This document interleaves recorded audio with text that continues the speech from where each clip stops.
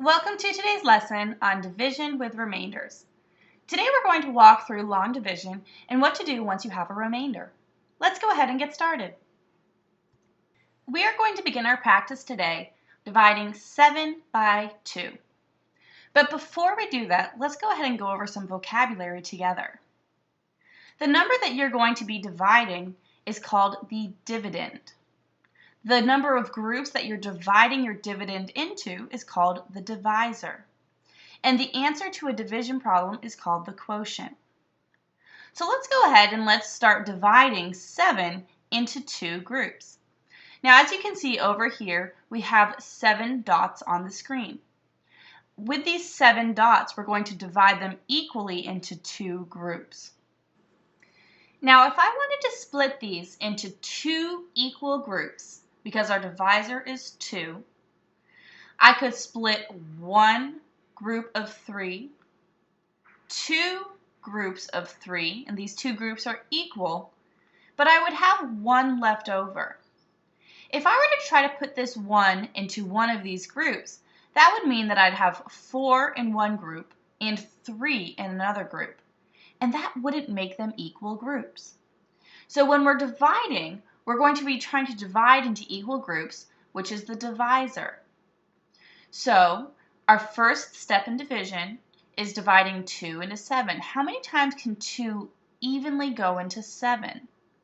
And as you can see, we have 3 dots in each group. So that means that 2 can go into 7 3 equal times. 2 times 3 equals 6. And as you can see, we have 6 dots counted for in our 2 groups. 7 minus 6 equals 1. And this 1, you can see with this 1 leftover dot over here. We have 1 dot that can't fit into these 2 groups equally. And so that's going to be a remainder. A remainder is that 1 dot that wouldn't fit into these equal groups. Let's try a few practice problems together. We are going to divide 74 by 4. Now remember, our dividend is 74 and our divisor is 4. So we're going to start asking ourselves how many times 4 can go into the number 7. 4 can go into 7 one time. 4 times 1 equals 4. 7 minus 4 equals 3. Now we need to make sure that our 3 is not larger than our divisor, which is 4. And it's not, so that's good. We're going to move to our next digit. So our next step is moving to the ones place of this number. We're going to bring our 1 down. And now we're going to see how many times 4 can go into 34. 4 can go into 34 8 times. 4 times 8 equals 32. And we're going to subtract down, and that leaves us with 2. Now we don't have any other place values to bring down, so that means that 2 is our remainder. So we're going to say 74 divided by 4 has a quotient of 18 with a remainder of 2. And that means that we can have 18 groups of 4, but there's going to be 2 left over that will not fit into a complete group of 4. Let's try another problem.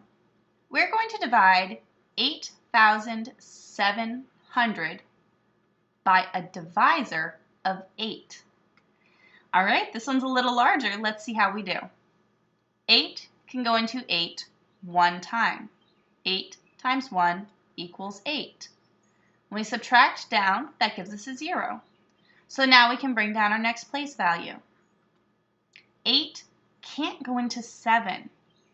So that means we need to put a 0 as a placeholder and move down our next number.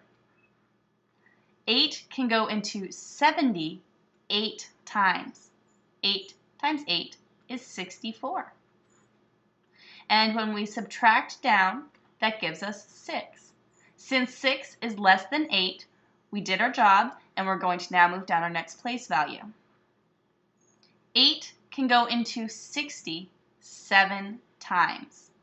8 times 7 equals 56. And when we subtract down, we have a 4. Now there aren't any more place values to bring down, so that means that 4 is our remainder. And since 4 is less than 8, that means that we didn't have enough to create one more group to get to 1088. Let's try a word problem together. Ashley is sorting pencils for the school store. She needs to put the pencils in bundles of 6 to sell. If she has 98 pencils, how many will she have left over? Well, let's go ahead and let's write this problem down. We have 98 pencils, and we're going to be dividing them into groups of 6. So our dividend is 98, and our divisor is the number 6. So let's start by asking ourselves how many times 6 can go into 9? Well, 6 can go into 9 one time. 6 times 1 equals 6. When we subtract down, 9 minus 6 equals 3. So now we're going to move to our next place value and bring down our 8. 6 can go into 38 6 times. 6 times 6 equals 36. And when we subtract down, that gives us a remainder of 2. Now we don't have any more place values to bring down, so that means that 2 is going to be our remainder. But we're not done yet because we haven't answered the question. If she has 98 pencils, how many will she have left over? Well, we know that she will have 16 groups of pencils, but that's not what the question's asking. She will have 2 pencils left over. Let's take a moment to review what you've learned today by going through one last problem together. 213 divided by 4. Remember, 213 is the dividend and 4 is the divisor. Our answer will be the quotient. 4 can't go into 2, so we're going to move to our next place value to 21. Since we have to move to the next place value, we're going to put a 0 as a placeholder. 4 can go into 21 5 times. 4 times 5 equals 20. When we subtract down, 21 minus 20 equals 1. And now we can bring down our next place value.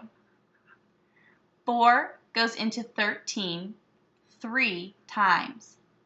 4 times 3 equals 12. When we subtract down 13 minus 12, we get 1. Since there aren't any other place values to drop down, that means 1 is our remainder. And since 1 is less than our divisor of 4, we know that it's correct. Great work!